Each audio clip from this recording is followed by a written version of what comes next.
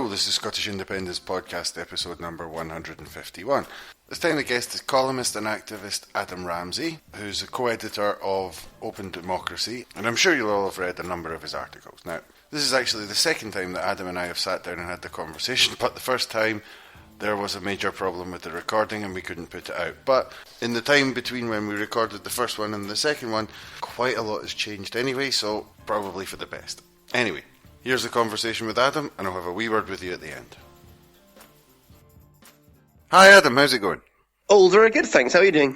Yeah, not too bad. I was just saying there before we started recording that we're still in the what the hell is going on phase, and obviously with the tragic events in London, that's been lengthened somewhat because we have to wait for the second part of the debate. But where do you think we are at the moment? Well, I think the first thing it's always important to try to think about is taking a step back and thinking about the kind of broad social forces at work, and then we need to try and unpick the specific events. But I think that if you think about that first question, then what we've seen in the last couple of weeks is, in a way, extraordinary. We've had, like about a month ago now almost, we had elections in Northern Ireland, where for the first time since 1921, which was when Northern Ireland came into existence, we don't have a unionist majority in the assembly there. We've got equal numbers of nationalist and unionist MLAs, and that is incredible transformation of politics of Ireland and therefore of the UK. And then, of course, we saw Martin McGuinness's death. The response from the Sun and the Daily Mail, totally, I think, disgusting response, trying to play up the old divisions in Northern Ireland in a way that no one there would do, that no one, from Northern Ireland almost. I mean, obviously some people, but, very risky, and papers there wouldn't dream of that kind of horrific, treating him as though he was only a terrorist without any recognition of years of building peace. The Daily Mail, apart from its reckless political campaigning, they're also guilty of shameless profiteering. We've seen this in Scotland so many times, where the cover of the English one and the cover of the Scottish one saying something wildly different on the same subject. And they did the same thing with the death of McGuinness as well. Absolutely. So the Irish Daily Mail had a big picture of him in black and white, looking all sort of noble and saying Martin McGuinness, 1950 to 2017. And then the UK edition, it had blood-splattered people who'd been victims of IRA bombings back in the 70s and 80s. And absolutely. But for me, what that tells you is, because what the Daily Mail and the Sun too are pretty good at is identifying how to kind of prod their audiences, and how to kind of, the people who read them don't necessarily agree with them, but they understand like what strings to pull for those people. And so what that tells you, I think, is something about a kind of decline in British Empire attitudes, or rather not decline in the attitudes, but kind of, they're so paranoid now that they can't be big and generous and acknowledge that Martin McGuinness, who has spent almost my whole lifetime trying to build peace. It's been a very long time since he was, active in the IRA.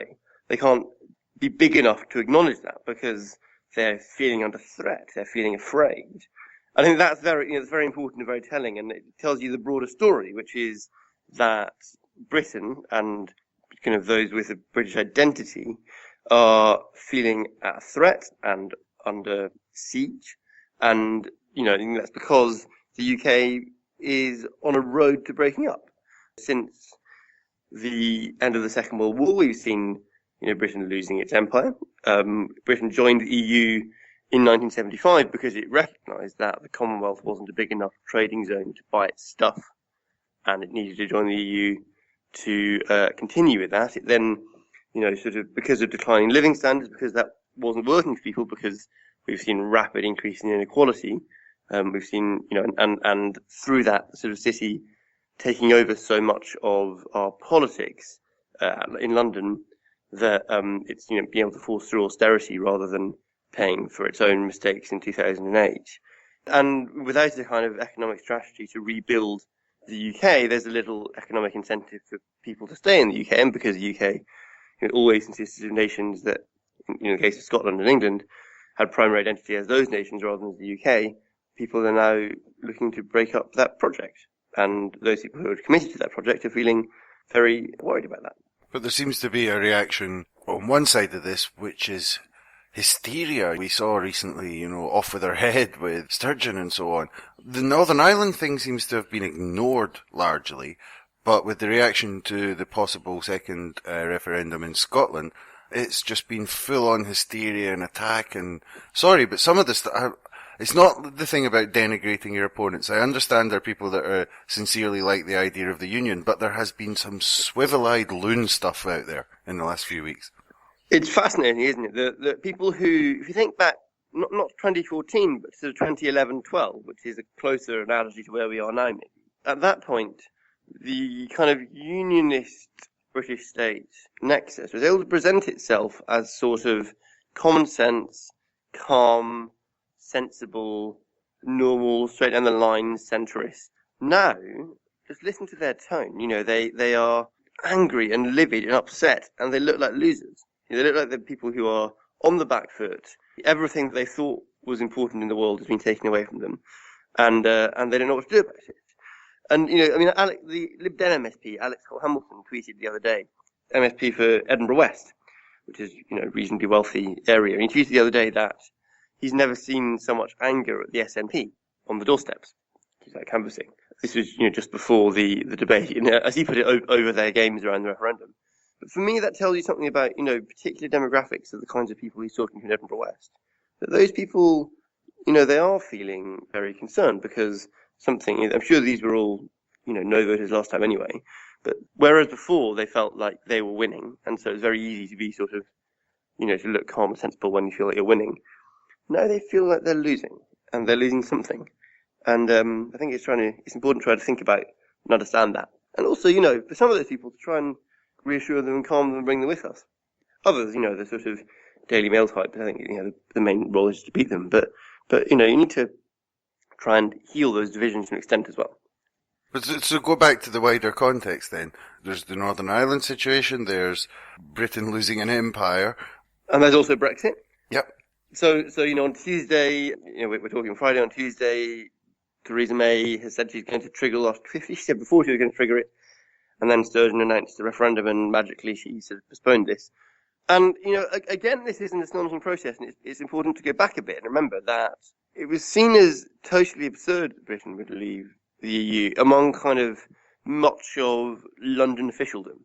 One of the things I always find amazing, I wouldn't pretend I predicted Brexit. I always thought there was about a 55% chance people would vote Remain, but I always thought it was possible. And I think most people in Scotland, kind of who are politically active, did believe it was possible. But people I know involved in English politics thought this was just, never going to happen and totally impossible. And so, firstly, it did happen. And then secondly, the Tories always said, right, even the right of the Tories, that of course Britain would stay in the single market and it would be absurd to leave the single market and so on.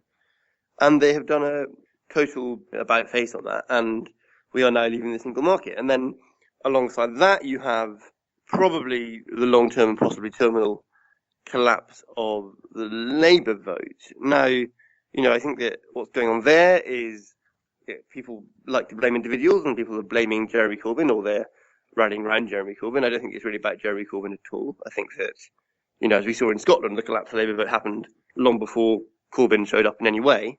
Not that he's been particularly helpful in rescuing it, although he has brought in new membership. But, we have a huge shift in what we might call the sociology of the politics of the Labour Party, where a party which recruited from factories and the public sector has, seen automation, so, jobs going because, a machine, a robot can do it, wipe out most factory-based jobs in the UK and has had little ability to organise a base in the way that they can organise factories. They've seen the breakdown of things like council housing, which Thatcher actively attacked, which built social solidarity. They've seen political attacks on trade unions, which, again came from Thatcher as an active attempt to destroy the base of the Labour Party and has largely succeeded.